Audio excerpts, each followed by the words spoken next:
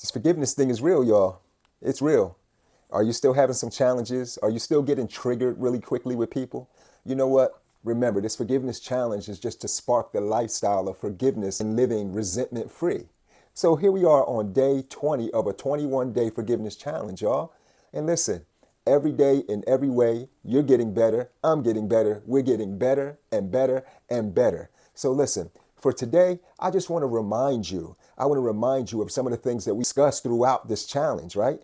And so remember, every single thing that you're good at in your life has come as a result of repetition and practice. Hey, you become a really good gossiper if you gossip a lot. You become a really good complainer if that's what you do. So now we are learning a lifestyle of becoming really good at capturing our thoughts, rejecting gossip and resentment. Guys, we're doing this thing, so be encouraged. Give yourself a break, all right? So I put together a little compilation just to remind us of some of these things. If you're ready, I'm ready. Let's go.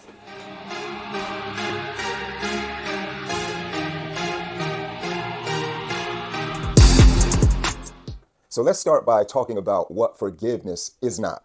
Forgiveness is not a feeling or an emotion. What does that mean? That means it doesn't matter how you feel about a certain situation. It doesn't matter the emotional experience you're having. Forgiveness is not bound to your feelings. Why?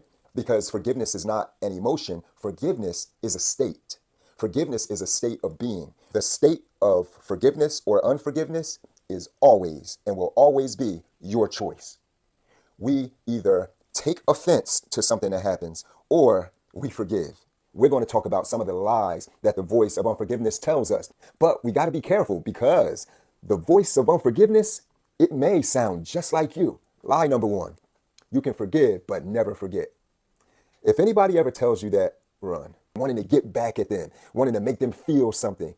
If you forgive and also let go of those emotions, my friend, you're going to be free. You will notice a difference in your emotions, a difference in your stress levels, a difference in your overall well-being.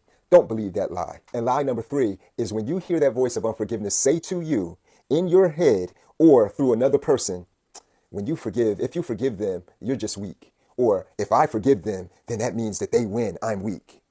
That's a lie. Listen to this quote. The weak can never forgive. Forgiveness is an attribute of the strong. Listen, it takes strength. It takes emotional strength. It takes emotional intelligence to have an experience that does not go to your liking, but still have the wherewithal to love, to still have the ability to be kind, to treat people the way that you would want to be treated. That takes strength. You've been in an abusive relationship for long enough, and it's time for Coach Will to step in. Today, we are going to end the relationship that you have had with resentment. I got you.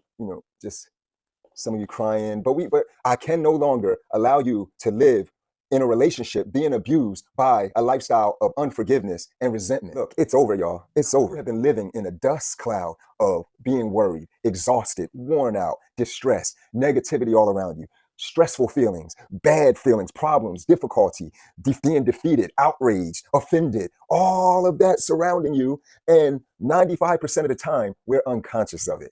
It's time for us to break this relationship and bust out so that we can live a life of forgiveness, which leads to healing and freedom. Does that sound good to you? But know this, he says, I am not your ally. I am not your friend. I am your enemy, disguised as your protector. I may offer temporary relief, but in the long run, I can only bring you suffering. It is only by releasing me, by choosing forgiveness and letting go of the past that you can truly find healing, peace, and freedom. One of the antonyms, the opposites, the enemy of resentment, gratitude. Of course, we're building a characteristic and a lifestyle of forgiveness, but one of the muscles we have to build up in order to live that lifestyle is being a grateful person, a person that can find the good in any situation and be thankful in all things. So even if something happens to you, or if you get a thought that gives you those familiar feelings when you used to be with your old, in your old relationship with resentment, give thanks that you are able to recognize a road that you're not going to go down. Oh yeah, I know where this thought's going to go, but no more resentment. I'm done with resentment. Thank you that I can recognize that I don't want to live that way anymore. We do not need that. So great job, guys. And hold up. So today we're going to deal with resentment's best friend. It's gossip. So look, gossip is just like that friend of the person that you ended a relationship with, the old place you used to frequent, that once you leave it, now here comes a friend, and they want to whisper in your ear, oh, they miss you so much. Oh, remember how it was when you would do this? Remember how this was?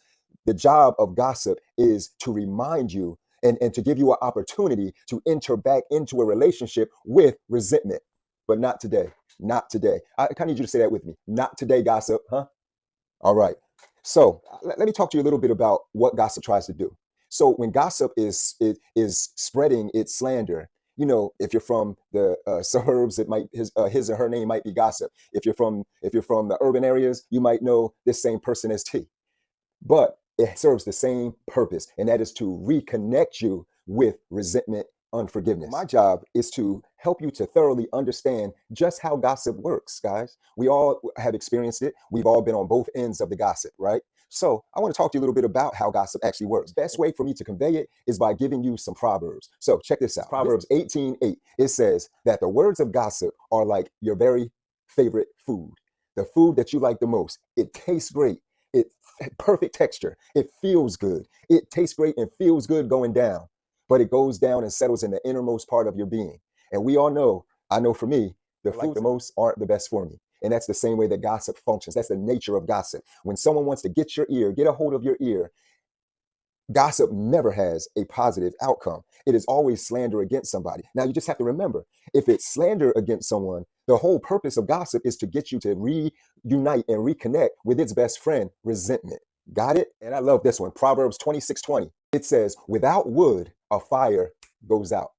But with gossip, an argument is always kindled and it never ends. Job is to keep you connected with resentment, unforgiveness. His name is resentment, unforgiveness. Unforgiveness is the family name. That is his last name. So you broke up with resentment, unforgiveness yesterday. And so here comes gossip trying to get your ear to keep that flame going just with random situations, getting you to have a negative perspective about a person, thing, event. Not today, gossip. I need to hear you say that. What? Not today, gossip. We broke up and kicked resentment to the curb, and we're shutting down gossip. We're closing our ears, and our eyes are wide open to the usual suspects. Where our eyes are wide open to those that we already know. When we see that certain name pop up on our caller ID, we know it's coming. Come on, admit it. You already know that this person's about to get me into gossip. So guys, I want us on this journey to take a mature step, make some mature choices. When I say mature, I'm not just talking about our age. I'm talking about the maturity of character. Let's start making some mature choices to avoid gossip, avoid slandering people, places, things. We even slander towns. We even slander states. Why? Why? I'll tell you why. It's because the voice of gossip's job, its nature as a bestie to resentment, unforgiveness, is to keep you connected. Gossip gets off on having you resentful and unforgiving.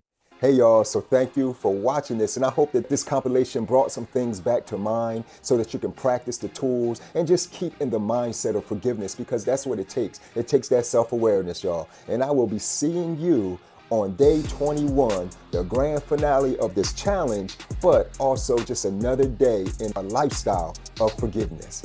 It's Coach Will, I'm out. See ya.